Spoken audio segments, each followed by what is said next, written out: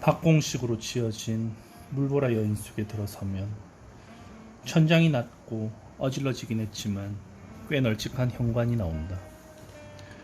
벽에는 구식 징두리 너를 대었는데 오랫동안 쓰다 버린 낡은 배의 배전을 연상시켰다.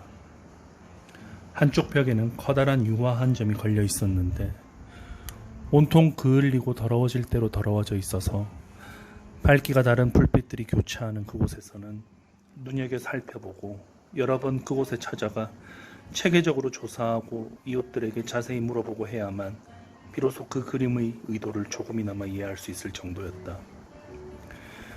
그림은 불가사의한 그늘과 그림자들의 집합체여서 처음에는 뉴 잉글랜드의 마녀 시대에 야심적인 젊은 화가가 저주받은 혼돈의 세계를 나타내려고 애쓴 것처럼 생각된다.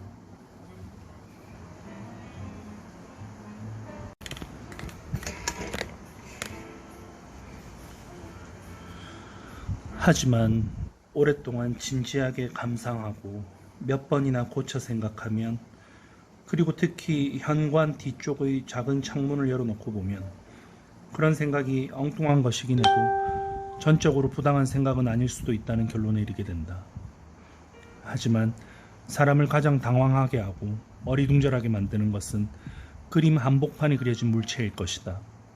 길고 유연하고 불길하고 검은 덩어리인데 그것은 무어라 형언할 수 없는 거품 속에 떠있는 세 가닥의 푸르고 희미한 수직선 위에 떠돌고 있었다. 신경이 예민한 사람이라면 마음이 산란해지고도 남을 만큼 축축하고 물컹하고 질퍽한 그림이었다. 하지만 그 그림에는 명확하지는 않지만 절반쯤 달성된 상상할 수 없는 숭고함이 있어서 그것이 사람의 마음을 사로잡아 결국에는 그 불가사의한 그림이 무엇을 의미하는지 알아내고야 말겠다고 자신도 모르게 다짐하도록 만들었다. 이따금 멋진 생각이 화살처럼 머리를 스치기도 하지만 그것은 유감스럽게도 도저히 믿을 수 없는 황당한 생각들이다. 이를테면 이건 한밤중에 강풍이 휘몰아치는 흑해를 묘사한 게 아닐까? 자연의 네 원소 사이에 벌어진 부자연스러운 전투가 아닐까? 말라 죽은 히스가 무성한 황야가 아닐까? 북극의 겨울 풍경이 아닐까? 꽁꽁 얼어붙었던 시간의 흐름이 녹아서 다시 흐르기 시작한 모습이 아닐까? 하지만 이 모든 공상은 결국 그림 한복판에 그려져 있는 불길한 그 무언가에 굴복하고 만다. 그것이 무엇인지만 알아내면 나머지는 모두 분명해질 터였다. 하지만 잠깐만, 저건 무슨 거대한 물고기와 비슷하지 않나? 거대한 고래를 닮지 않았나? 사실 화가의 의도는 이런 것 같았다. 이것은 내가 이 문제에 대해 많은 노인들과 대화를 나누어 그들의 의견을 모으고 그것을 바탕으로 도달한 최종 결론이다. 그 그림은 혼고를 돌다가 강력한 허리케인을 만난 배를 묘사하고 있었다. 반쯤 가라앉은 배는 물에 잠겨 돛이 갈기갈기 찢겨서 앙상해진 돛대 세 개만 보인다. 그리고 성난 고래 한 마리가 선체를 뛰어넘으려다가 세 개의 돛대 머리에 꽂혀 꼼짝 못하게 된 무서운 장면이었다. 이 현관의 맞은편 벽에는 야만인들이 사용하는 괴상한 곤봉과 창들이 줄지어 걸려 있었다. 어떤 것은 상아를 자르는 톱을 연상시키는 톱니가 잔뜩 달려있고, 어떤 것은 사람 머리카락 매듭이 장식술처럼 달려있고, 자루가 긴 낫으로 풀밭을 베고 난 자국 같은 활 모양의 거대한 손잡이가 달린 것도 하나 있었다. 보기만 해도 몸서리가 쳐지고 얼마나 잔인한 식인종과 야만인이었기에 그렇게 무시무시한 도구로 농작물을 수확하듯 동물을 사냥할 수 있었을까 하고 생각하게 된다. 이것들과 함께 녹슬어 부서지고 망가진 낡은 고래잡이용 창과 작살이 나란히 걸려 있었다.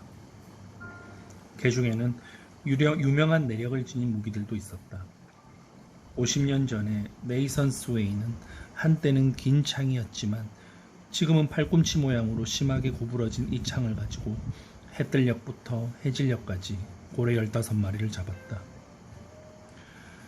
그리고 지금은 코르크 마개를 뽑는 탈의 송곳과 비슷해 보이는 저 작살은 자바해에서 고래 몸뚱이에 박혔는데, 고래는 작살이 꽂힌 채 달아났다가 몇 년 뒤 블랑코곳 앞바다에서 잡혔다.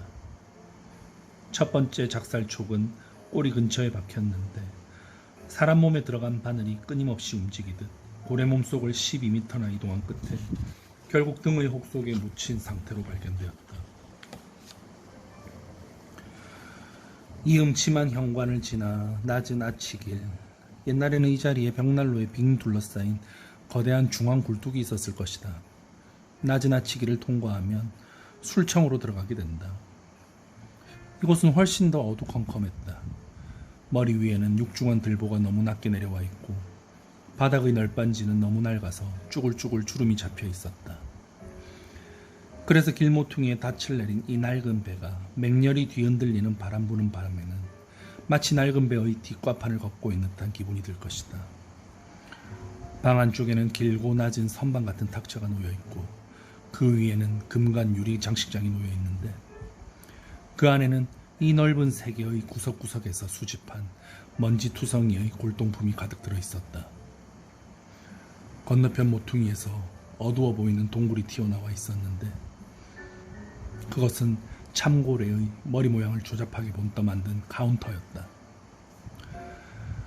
어쨌든 거기에 세워진 거대한 아치 모양의 고래 턱뼈는 너무 넓어서 마차도 그 아래로 지나갈 수 있을 정도였다. 그 안에는 초라한 선반들이 있고, 낡은 식탁용 유리병과 술병, 휴대용 술병들이 줄지어 놓여 있었다. 무엇이든 순식간에 삼켜버릴 것 같은 그 턱뼈 안에서는 그 옛날의 저주받은 요나처럼 깡마르고 작달막한 노인이 분주히 돌아다니며 돈을 벌기 위해 선원들에게 강왕과 죽음을 기꺼이 팔고 있었다. 늙은이가 독을 따라주는 자는 고약하다. 바깥쪽은 진짜 원통 모양이지만 안쪽은 바닥으로 내려갈수록 좁아져서 치사하게 용량을 속이는 날강도 같은 초록색 유리잔이다. 술잔 표면에는 평행한 선들이 좌우선처럼 새겨져 있는데, 이 선까지 술을 채우면 1페니, 다음 선까지 술을 채우면 2페니 하는 식이어서 한 잔 가득 마시려면 홍고지라고 불리는 선까지 따라야 하는데, 그렇게 되면 1실링을 단숨에 들이켜는 셈이 된다. 내가 술청에 들어가자 젊은 선원들이 탁자 주위에 모여서 다양한 고래 이빨 표본을 희미한 불빛으로 살펴보고 있었다. 나는 주인을 찾아서 방을 하나 쓰고 싶다고 말했다. 주인은 방이 다 차서 빈 침대가 하나도 없다고 대답하고는 손가락으로 이마를 톡톡 두드리면서 덧붙였다. 아니 잠깐만, 작살잡이하고 다묘를 같이 써도 괜찮겠나? 보아하니 자네도 고래를 잡으러 갈 모양인데 그런 일에 익숙해지는 게 좋을 거야. 그래서 나는 이렇게 말했다. 한 침대에서 둘이 자는 것을 좋아하지 않는다. 그러나 어쩔 수 없이 그래야 한다면 그 작살잡이가 어떤 사람이냐에 달려있다. 당신이 정말로 나한테 다른 잠자리를 내줄 수 없다면, 그리고 그 작살잡이가 도저히 참을 수 없을 만큼 불쾌한 작자가 아니라면, 이렇게 추운 밤에 낯선 도시를 헤매다니기보다는 점잖은 남자와 담요 한 장을 반씩 나누어 덮는 불편을 감수하기로 하겠다. 그럴 줄 알았어. 좋아, 그럼 함께. 저녁은 먹고 싶다고? 곧 준비될 거야. 나는 방파제에 있는 벤치처럼 온통 칼자국으로 뒤덮인 낡은 나무 의자에 앉았다. 의자 한쪽 끝에서는 깊은 생각에 잠긴 선원 하나가 몸을 웅크리고 앉아서 벌린 두 다리 사이의 공간을 주머니 칼로 부지런히 새기고 있었다. 돛을 다 올려 바다로 나가는 배를 새기려는 모양인데 좀처럼 진척되지 않는 듯했다. 마침내 나를 포함한 4대 사람이 저녁을 먹으러 옆방으로 불려갔다. 그 방은 아이슬란드처럼 추웠다. 불길하고는 전혀 없었다. 주인은 난로를 뗄 여유가 없다고 말했다. 투자루에 꼴사나운 양초만이 수위에 쌓인 것처럼 타고 있을 뿐이었다. 우리는 선원용 자켓에 단추를 다 채우고 반쯤 곱은 손가락으로 될 것처럼 뜨거운 차를 입술로 가져가는 수밖에 없었다. 하지만 음식은 실속이 있었다. 고기와 감자에 푸딩까지 나왔다. 세상에, 저녁 식사에 푸딩이라니. 초록색 외투를 걸친 한 젊은이가 무서운 기세로 푸딩을 먹어대기 시작했다. 젊은이, 오늘 밤 꿈자리가 사나울 거야. 주인이 말했다. 주인장, 설마 저 친구가 그 작살잡이는 아니겠죠? 내가 기욤말로 물었다. 천만에. 주인은 불쾌하게 익살맞은 표정을 지으면서 말했다. 작살잡이는 얼굴이 까무잡잡한 사내야. 푸딩 같은 건 입에 대지도 않고 스테이크만 먹지. 그것도 설 익은 걸로. 굉장한 친구군요. 그 작살잡이는 어디 있습니까? 지금 여기 있나요? 이제 곧 올 거야.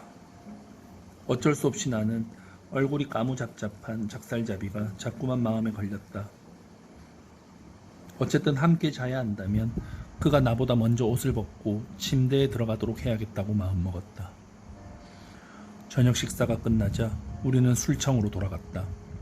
나는 달리 시간을 보낼 방법을 몰랐기 때문에 구경꾼 노릇이나 하면서 남은 저녁 시간을 보내기로 했다. 곧 바깥에서 떠들썩한 소리가 들렸다. 주인이 벌떡 일어나면서 소리쳤다. 돌고래호 선원들이군. 오늘 아침 앞바다에 나타난 걸 보았지. 4년 동안 항해하고 만선으로 돌아왔다더군. 자, 여러분, 이제 피지에서 가져온 최신 소식을 듣게 될 거요. 선원용 장화 소리가 현관에 들리더니 문이 획 열리면서 거친 뱃사람들이 우르르 몰려들어왔다. 털로 덮인 불침번용 외투로 몸을 감싸고 누덕누덕한 털 목도리로 머리를 꽁꽁 싸맸는데도 턱수염이 고드름으로 뻣뻣해진 그들은 레브라도에서 갑자기 튀어나온 곰들처럼 보였다. 그들은 배에서 방금 상륙했고 여기가 상륙한 뒤 맨 처음 들어온 집이었다. 그렇다면 그들이 고래의 입, 즉 카운터로 곧장 다가간 것도 놀랄 일은 아니었다. 그러자 카운터에서 임무를 수행하고 있던 쪼글쪼글하고 작달막한 요나 영감은 즉시 잔이 넘치도록 술을 따라서 그들에게 한 잔씩 돌렸다. 한 사람이 독한 감기에 걸려 머리가 지끈거린다고 투덜거리자 요나는 진과 당미를 섞은 송진 같은 약을 조제해주면서 감기라면 아무리 오래된 것이라도 레브라도 앞바다에 걸린 것이건 어느 빙산의 바람바지에서 걸린 것이건 어떤 감기에도 잘 듣는 특효약이라고 허풍을 떨었다. 술은 곧 선원들의 머리로 올라갔다. 바다에서 막 상륙했기 때문에 아무리 소문난 술고래라도 금세 취하게 마련이다. 그들은 시끄럽게 떠들면서 날뛰기 시작했다.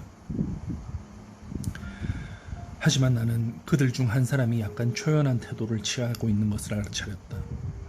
그는 혼자 맨송맨송한 얼굴로 있는 것이 동료들의 유쾌한 기분을 망치지는 않을까 염려하는 눈치였지만 어쨌든 다른 선원들처럼 시끄럽게 떠드는 것을 대체로 자제하고 있었다.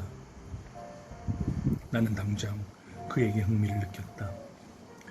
바다의 신들이 정한 운명에 따라 그는 곧 내 동료가 되었으므로 여기서 그를 간단히 묘사해 두겠다. 키는 180cm가 넘었고 어깨는 딱 바라졌고 가슴은 댐 같았다. 온몸이 그렇게 억센 근육으로 이루어져 있는 남자를 나는 이제껏 본 적이 없다.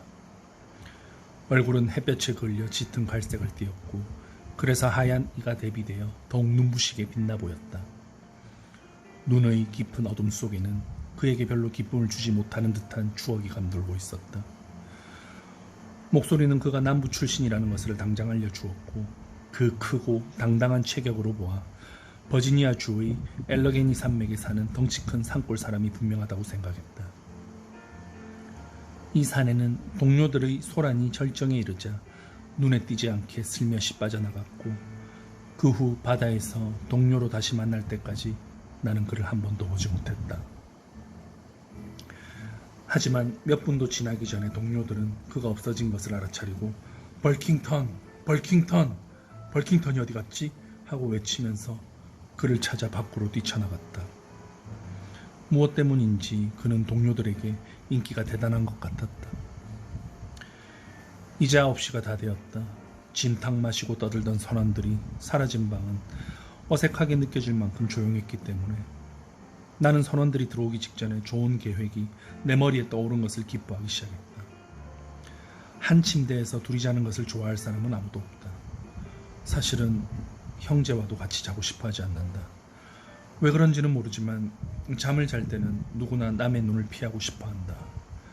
더욱이 낯선 도시의 낯선 여인 속에서 미지의 낯선 사내와 함께 잠을 자야 하고, 게다가 그 낯선 사내가 작살잡이라면 그 거북한 기분은 한없이 늘어날 것이다. 선원이라고 해서 침대 하나를 둘이 같이 써야 할 이유가 다른 사람들보다도 더 많이 있는 것도 아니었다. 육지의 독신 귀족과 마찬가지로 선원들도 바다에서 침대 하나를 둘이 같이 쓰지는 않는다. 물론 선원들이 한 방에서 모두 함께 자는 것은 사실이지만 각자 자신의 그물 침대에서 자신의 담요를 덮고 알몸으로 잠을 잔다. 그 작살잡이를 생각할수록 그 사내와 함께 잔다는 것은 생각하기도 싫어졌다. 작살잡이라면 속옷이 무명이든 모직이든 깨끗할 리가 없고 고급품도 아닐 게 분명하다. 나는 온몸에 경련이 일어나기 시작했다. 게다가 밤은 점점 깊어지고 있었다. 점잖은 작살잡이라면 집에 들어와서 잠자리에 들어야 할 시간이다. 그가 한밤중에 들어와서 내 몸 위에 털썩 엎어지면 어떻게 하는가? 그가 얼마나 더러운 곳에서 뒹굴다 왔는지 내가 어떻게 알 수 있겠는가? 주인장, 마음이 바뀌었어요. 그 작살잡이와 같이 자지 않겠어요. 그냥 여기 의자에서 자는 게 낫겠소. 좋을 대로 해. 매트리스 대용으로 쓸 식탁보를 내줄 수 없어서 유감이군. 이 의자는 널빤지가 너무 울퉁불퉁하고 거칠어서 말이야. 주인은 옹이와 새김눈을 만지면서 말했다. 아니, 가만히 있자. 저기 바에 대패가 있으니까 잠깐만 기다리게. 편안한 잠자리를 만들어 줄 테니까. 이렇게 말하고는 대패를 가져왔다.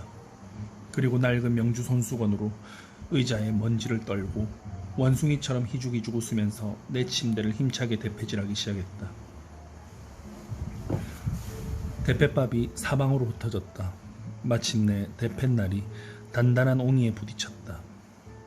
주인은 하마터면 손목을 벨 뻔했다. 나는 제발 그만하라고 말했다.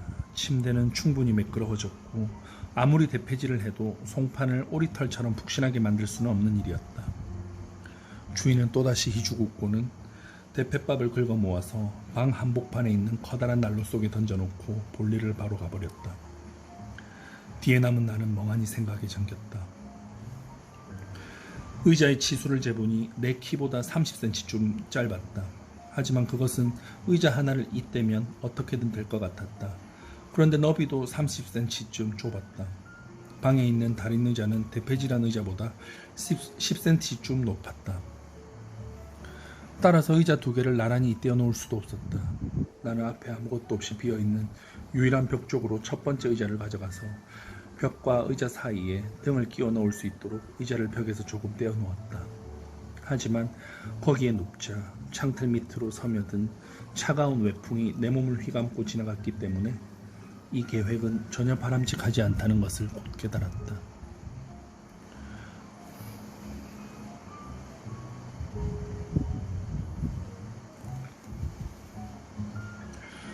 더구나 삐걱거리는 문 틈새로 들어온 또 다른 바람이 창문 틈새로 들어온 바람과 만나 내가 밤을 보내려고 생각했던 곳 바로 옆에서 작은 회오리 바람을 일으키고 있었다. 작살잡이 녀석, 귀신한테나 잡혀가라. 나는 속으로 저주했다. 하지만 잠깐만, 내가 먼저 선수를 칠 수는 없을까? 문을 안에서 잠그고 녀석의 침대에 들어가 자면서 밖에서 아무리 문을 두드려도 깨어나지 않으면 어떨까? 나쁜 생각은 아닌 듯했다. 하지만 다시 한번 생각해보고 나는 그 생각을 물리쳤다. 내일 아침에 작살잡이가 문간에 지켜서 있다가 내가 방에서 나가자마자 그 자리에서 나를 때려 눕힐지도 모르지 않는가. 그래도 나는 다시 주위를 둘러보고 다른 사람의 침대에서 자지 않고는 하룻밤을 무사히 보낼 수 없는 방법이 전혀 없다는 것을 깨닫자 내가 그 마지막 작살잡이에 대해 부당한 편견을 품고 있을지도 모른다는 생각이 들기 시작했다. 잠시만 기다려보자. 그 작살잡이는 이제 곧 들어올 거야. 그러면 그 사내를 잘 살펴보자. 어쩌면 우리는 유쾌한 잠자리 친구가 될 수 있을지도 몰라. 그건 알 수 없는 일이지. 하지만 다른 숙박인들이 하나둘씩 셋씩 들어와 잠자리에 드는데도 그 작살잡이는 돌아올 기미가 없었다. 주인장, 대체 어떤 사내요? 늘 이렇게 늦게 들어오나요? 벌써 자정이 가까워지고 있었다. 주인은 깡마른 얼굴로 다시 낄낄거렸다.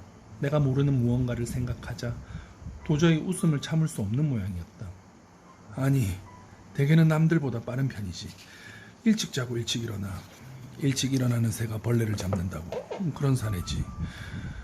하지만 오늘 밤에는 장사를 하러 나갔어.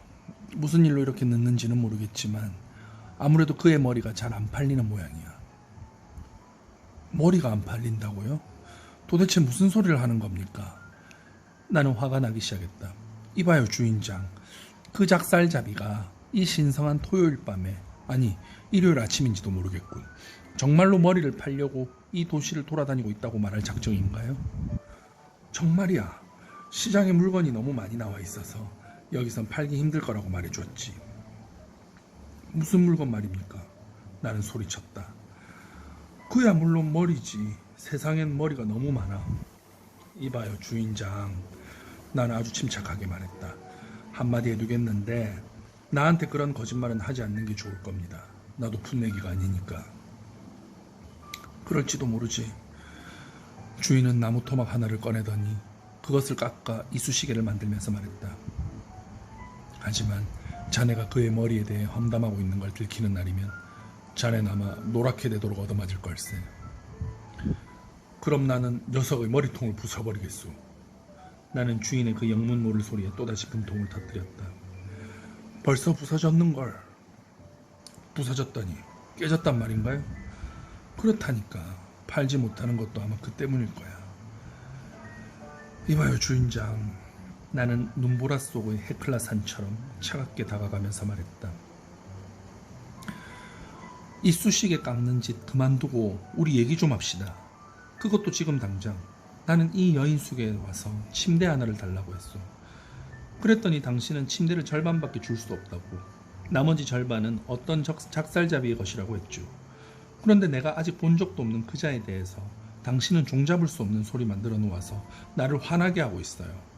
그와 내가 한 침대를 쓰게 할 작정이면서 그에 대해 불쾌감을 불러일으킬 만한 소리만 되풀이하고 있단 말이오. 한 침대에서 자는 사이라면 세상에서 가장 친밀하고 허물없는 사이요. 이젠 나도 분명히 요구하겠소. 그 작살잡이가 누구고 또 어떤 사람인지, 하룻밤 같이 자도 괜찮은지 솔직하게 말해주시오. 그리고 그가 머리를 팔러 다닌다는 얘기는 취소해 주시오. 만약 그게 사실이라면 그 작살잡이는 미친놈인 게 분명한데 그런 녀석과 같이 잘 생각은 털끝만큼도 없으니까 말이오. 그리고 당신, 주인장 당신 말이오. 뭔가 다 알고 있으면서 나를 봉변에 빠뜨린다면 범죄자로 기소될 수도 있어요. 과연 그렇군. 주인은 숨을 길게 내쉬면서 말했어. 가끔 말투가 거칠어지긴 했지만 젊은 친구치고는 아주 긴 설교로군. 하지만 걱정 말게. 내가 말한 작살잡이는 남양에서 얼마 전에 돌아왔는데 거기서 향유로 처리한 뉴질랜드 원주민의 머리를 잔뜩 사가지고 왔거든. 그건 자네도 알다시피 굉장한 골동품이지. 다 팔고 하나 남은 걸 오늘 밤에 마저 팔려고 애쓰는 중이라네. 내일은 일요일이라서 사람들이 모두 교회에 갈 텐데 길거리를 돌아다니면서 사람 두개골을 팔 수는 없을 테니까 말이지. 지난 일요일에도 머리를 팔고 싶어 했지만 머리 서너 개를 양파처럼 끈에 주렁주렁 매달고 나가려는 걸 내가 간신히 말렸지. 이로써 궁금했던 수수께끼는 모두 풀렸고 결국 주인도 나를 놀려먹을 생각은 전혀 없었다는 것이 밝혀졌다. 하지만 토요일 밤부터 성스러운 안식일까지 길거리에 남아서 죽은 이교도들의 머리를 파는 식인종 같은 장사에 몰두하고 있는 작살잡이를 어떻게 생각하면 좋을까? 주인장, 그 작살잡이는 위험한 사람일 거요. 틀림없이. 돈은 꼬박꼬박 내고 있지. 주인의 대답이었다. 하지만 너무 늦었으니 자네도 그만 잠자리에 드는 게 좋겠군. 아주 좋은 침대지. 마누라와 결혼한 첫날 밤에 잔 침대라네. 둘이서 아무리 뒹굴어도 충분할 만큼 넉넉해. 정말로 큰 침대지.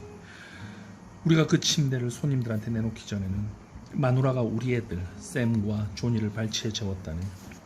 그런데 하루는 내가 꿈을 꾸면서 팔다리를 마구 버둥거린 바람에 샘이 마룻바닥에 굴러 떨어져 팔이 부러질 뻔했지.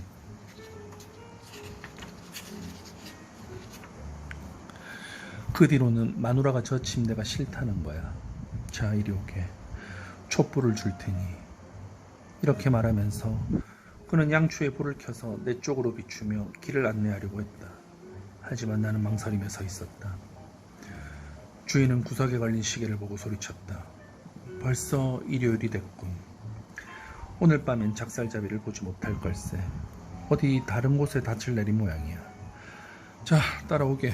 어서. 안 갈 거야? 나는 잠시 그 문제를 생각한 뒤 주인과 함께 계단을 올라갔다. 주인은 나를 작은 방으로 안내했다. 그 방은 대합 조개처럼 차가웠고 작살잡이 넷이 나란히 누워도 충분할 만큼 커다란 침대가 놓여 있었다.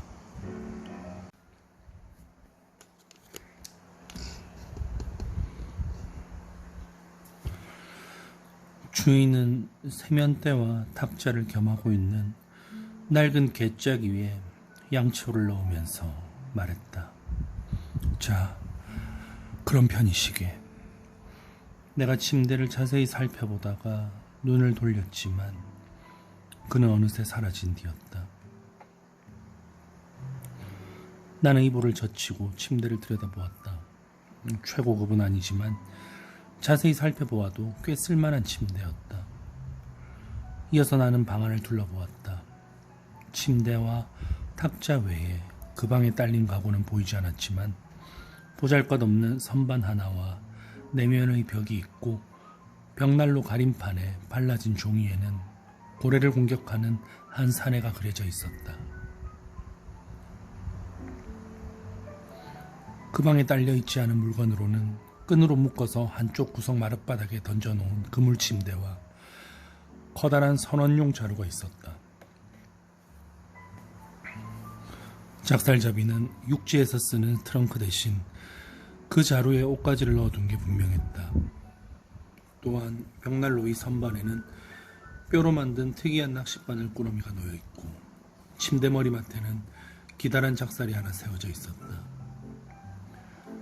그런데 괴짝 위에 놓여있는 이건 뭐지? 나는 그것을 집어들고 촛불에 가까이 비추어 보기도 하고 만져보기도 하고 냄새를 맡아보기도 하면서 그것의 정체에 관해 만족스러운 결론에 도달할 수 있는 온갖 방법을 다 써보았다.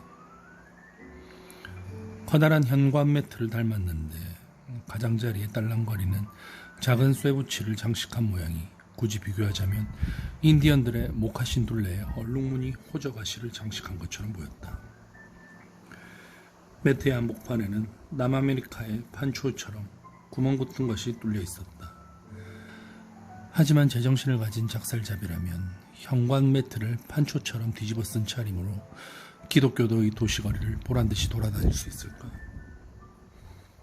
나는 시험삼아 그것을 입어보았는데 너무 껄끄럽고 두꺼워서 무거운 바구니를 쓰고 있는 느낌이었다. 그 수수께끼의 작살잡이가 비오는 날 입고 다니기라도 했는지 조금 눅눅했다. 나는 그것을 입은 채 벽에 걸려있는 작은 거울로 다가갔다. 거울에는 내 평생 본 적이 없는 광경이 비춰져 있었다. 나는 그것을 황급히 벗어던졌다.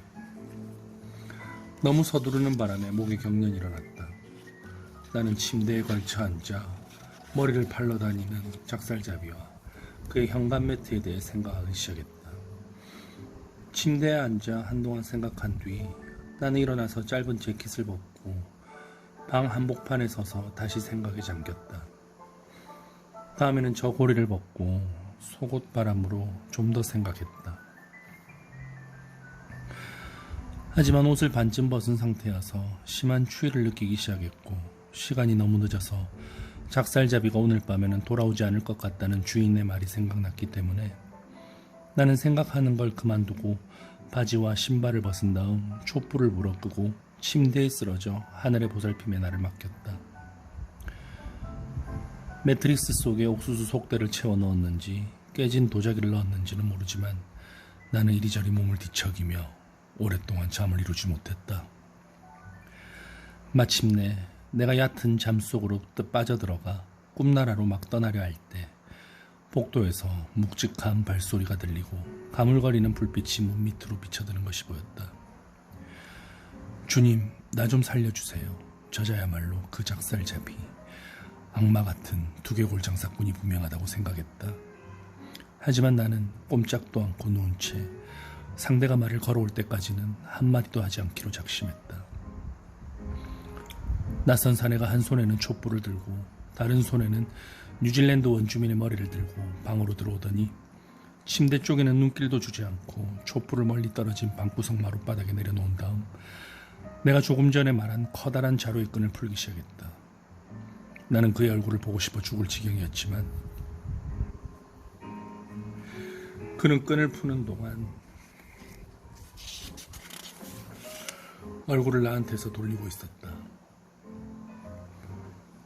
하지만 그 일이 끝나자 그는 고개를 돌렸다. 맙소사, 그 모습, 그 얼굴은 거무튀튀하고 붉고죽죽하고 누리끼리한 색깔이었고 여기저기 거무스름해 보이는 크고 네모난 것이 잔뜩 붙어 있었다. 예상했던 대로 내 잠자리 친구는 무서운 적자야. 한바탕 싸우다가 심한 상처를 입고 병원에 갔다 오는 길인 게 분명해. 하지만 그가 우연히 불빛 쪽으로 얼굴을 돌린 순간 그의 두 뺨에 붙어있는 그 검고 네모난 것들이 고약을 붙인 게 아니라는 것을 분명히 알 수 있었다. 그것은 일종의 얼룩이었다. 처음에는 그것을 어떻게 생각해야 할지 몰랐다. 하지만 곧 진실의 실마리가 내 머리에 떠올랐다. 식인종에게 붙들려 강제로 문신을 당했다는 어느 백인, 그도 역시 고래잡이였다. 어느 백인의 이야기가 기억난 것이다. 이 작살잡이도 먼 바다를 항해하다가 그와 비슷한 일을 당한 게 분명하다고 나는 결론지었다. 결국 그게 어쨌단 말인가?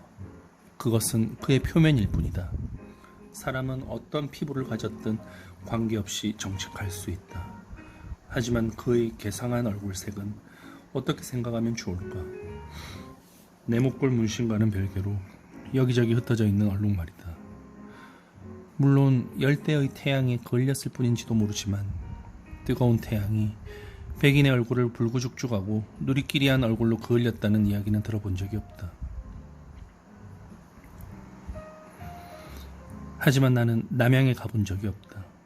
어쩌면 그곳 태양은 살갗이 그런 놀라운 효과를 나타내는지도 모른다. 이 모든 생각이 번개처럼 내 마음을 스쳐 지나가는 동안 작살잡이는 나를 전혀 알아채지 못하고 있었다. 자루를 여느라 한참 애를 먹은 뒤 그는 자루 속을 뒤지기 시작했다. 그리고 곧 일종의 손도끼와 털이 붙어있는 물개가죽 지갑을 꺼냈다. 그는 이것들을 방 한복판의 낡은 괴짝 위에 놓은 다음 뉴질랜드 원주민의 머리, 정말로 소름 끼치는 것이었다. 뉴질랜드 원주민의 머리를 집어들어 자루 속에 쑤셔 넣었다. 이제 그는 비버 털 가죽을 만든 새 모자를 벗었다. 나는 새로운 놀라움에 사로잡혀 하마터면 소리를 지를 뻔했다. 그의 머리에는 머리카락이 한 올도 없었다. 적어도 머리털이라고 말할 수 있는 것은 전혀 없었다. 이마에 베베 꼬인 머리털 한 줌이 작은 혹처럼 남아있을 뿐이었다. 불그레한 대머리는 이제 아무리 봐도 곰팡이가 쓴 두개골과 똑같았다. 그 낯선 사내가 나와 문 사이에 서 있지 않았다면 나는 음식을 씹지도 않고 허겁지겁 삼키는 것보다 더 빨리 그 방에서 뛰쳐나왔을 것이다. 하지만 그가 문을 막고 있었기 때문에 나는 창문으로 빠져나가는 방법도 생각해 보았다. 하지만 그 방은 2층 뒷방이었다. 나는 겁쟁이가 아니지만 두개골 장수인 이 붉은 악당을 어떻게 생각해야 할지 전혀 알 수가 없었다. 무지는 두려움의 아버지다. 나는 그 낯선 사내에 대해 완전히 당황하고 어리둥절했기 때문에 솔직히 고백하면 한밤중에 그렇게 내 방에 침입한 녀석이 악마라도 되는 것처럼 그를 몹시 두려워하고 있었다. 사실은 그가 너무 두려워서 말을 걸 엄두도 나지 않았고 납득할 수 없는 일처럼 보이는 문제를 만족스럽게 해명해달라고 요구할 용기도 없었다. 그러는 동안에도 그는 옷을 벗는 작업을 계속하여 마침내 가슴과 두 팔을 드러냈다. 옷으로 가려졌던 이 부위도 얼굴처럼 네모꼴 문신으로 얼룩덜룩했고 등도 역시 거무튀튀하고 네모난 문신으로 뒤덮여 있었다. 그는 30년 전쟁에 참전했다가 속옷 대신 고약을 처바르고 전쟁터에서 방금 탈출한 것처럼 보였다. 게다가 다리도 짙은 초록색의 청개구리떼가 어린 야자나무 줄기를 뛰어 올라가고 있는 것처럼 얼룩덜룩했다. 그가 남양에서 포경선을 타고 이 기독교 국가에 상륙한 혐오스러운 야만인인 것은 이제 분명해졌다. 이런 생각을 하자 몸이 덜덜 떨렸다. 게다가 머리를 팔로 다니는 장사꾼이다. 그것은 아마 동포의 머리일 것이다. 어쩌면 내 머리도 탐낼지 모른다. 맙소사, 저 손도끼 좀 봐. 하지만 떨고 있을 시간이 없었다. 이제 야만인이 시작한 일은 완전히 내 주의를 사로잡았고 그가 틀림없는 이교도라는 확신을 나에게 심어주었기 때문이다. 그는 아까 의자에 걸쳐놓은 묵직한 외투로 다가가더니 주머니를 뒤져서 마침내 기괴하고 볼품없게 생긴 작은 우상을 하나 꺼냈다. 우상은 등에 혹이 나 있었고 태어난 지 사흘 된 콩고의 갓난애 같은 색깔을 띠고 있었다. 나는 향유로 방부 처리한 머리를 생각해내고 처음에는 그 검은 인형이 원주민 머리와 비슷한 방식으로 보존 처리된 진짜 갓난아기라고 생각할 뻔했다. 하지만 인형이 전혀 유연하지 않고 윤을 낸 흑단처럼 반짝거리는 것을 보고 나는 그것이 나무로 만든 우상이 분명하다고 결론지었다. 실제로 그것은 나무 우상이었다. 이제 야만이는 비어있는 벽난로로 다가가서 종이를 바른 벽난로 가림판을 치우더니 난로의 장작 받침쇠 사이에 그 작은 꼽추 인형을 볼링핀처럼 세워놓았다. 굴뚝 기둥과 벽난로 안쪽의 벽들은 모두 시꺼멓게 검댕이 묻어 있어서 그의 콩고 우상에게는 이 벽난로가 딱 알맞은 신전이나 예배당과 다를 바 없으리라는 생각이 들었다. 나는 다음에 무슨 일이 일어나는지 보려고 불안한 마음으로 눈을 가늘게 뜨고 반쯤 가려진 우상 쪽을 열심히 바라보았다. 그는 우선 외투 주머니에서 대패밥을 두어 줌 꺼내 우상 앞에 조심스럽게 누웠다. 그런 다음 그 위에 선원용 건빵을 놓고 촛불을 대패밥에 옮겨 재물을 태울 불을 피웠다. 곧이어 그는 불길 속에 손가락을 쑥 집어넣었다가 서둘러 빼내는 동작을 여러 번 되풀이한 뒤 마침내 건빵을 불길 속에서 꺼내는 데 성공했다. 이어서 그는 건빵을 후후 불어 열기를 식히고 재를 조금 털어낸 뒤 그것을 작은 흑인에게 공손히 바쳤다. 하지만 그 작은 악마는 그런 음식을 좋아하지 않는 듯 입술을 움직이지 않았다.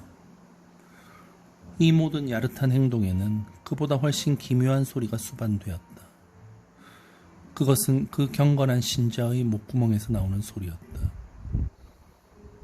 그는 단조로운 가락으로 기도를 드리거나 찬송가를 부르고 있는 듯했다. 그러는 동안 그의 얼굴은 지극히 부자연스럽게 실룩거렸다. 마침내 그는 불을 끄고 우상을 아무렇게나 집어들더니 사냥꾼이 죽은 도요새를 자루에 집어넣듯 아무렇게나 외투 주머니에 쑤셔 넣었다. 이 모든 야릇한 행동은 나를 더욱 심한 불안에 빠뜨렸다. 이제 그는 해야 할 일을 끝내고 침대로 뛰어들 조짐을 뚜렷이 보이고 시작했다. 나는 그가 촛불을 끄기 전에 나를 그토록 오랫동안 묶어놓은 마법을 깨야 한다고 지금이야말로 절호의 기회이고 이 기회를 놓치면 영영 기회가 오지 않을 거라고 생각했다. 하지만 무슨 말을 할까 하고 생각한 그 짧은 순간이 치명적이었다. 그는 탁자에서 손도끼를 집어들어 잠깐 대가리를 살펴본 다음 자루를 입에 문 채 대가리를 촛불로 가져가서 담배 연기를 구름처럼 내뿜었다. 다음 순간 촛불이 꺼지고 이 야만적인 식인종은 도끼를 윗니와 아랫니 사이에 끼운 채 내가 누워있는 침대로 뛰어들었다. 나는 더 이상 참을 수가 없어 비명을 질렀다. 그도 깜짝 놀라서 으르렁거리더니 내 몸을 더듬기 시작했다. 정확히 뭐라고 했는지는 모르지만 나는 뭐라고 중얼대면서 벽 쪽으로 몸을 굴려 그에게서 떨어졌다. 그리고 당신이 누군지 뭐 하는 사람인지는 모르지만 제발 조용히 해달라고, 내가 일어나서 다시 불을 켜게 해달라고 애원했다. 하지만 그의 목구멍에서 나온 반응으로 보아 그는 내 말뜻을 잘 이해하지 못한 게 분명했다. 너 누구야? 그가 마침내 말했다. 말 안 하면 죽는다. 그는 어둠 속에서 나를 향해 불붙은 도끼를 휘두르기 시작했다. 주인장, 제발 와주세요. 피터 코핀. 나는 고함을 질렀다. 주인장, 경비원, 코핀, 천사님들, 사람 살려. 말해, 누군지 말해. 안 하면 죽는다. 식인종은 또다시 으르렁거리면서 손도끼를 함부로 휘둘렀다.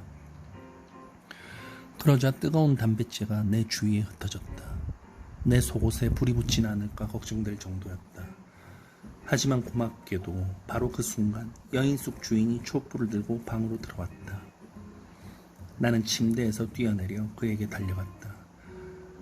이젠 괜찮아. 무서워할 것 없어. 그가 희죽희죽 웃으면서 말했다. 이 퀵해그는 자네 머리카락 한 올도 다치게 하지 않을 테니까. 웃지 좀 마세요. 나는 소리쳤다. 저 악마 같은 작살잡이가 식인종이라는 말을 왜 해주지 않았소? 알고 있는 줄 알았지. 거리에서 머리를 팔러 다닌다고 했지 않나. 이제 다시 침대에 들어가 자도록 하게. 이봐, 퀵해그. 너 나 안다. 너 안다. 이 사람 너하고 같이 잔다. 알았지? 나 잘 알아. 퀵해그는 툴툴거리고 파이프를 뻐끔뻐끔 팔면서 침대에 일어나 앉았다. 너 들어와.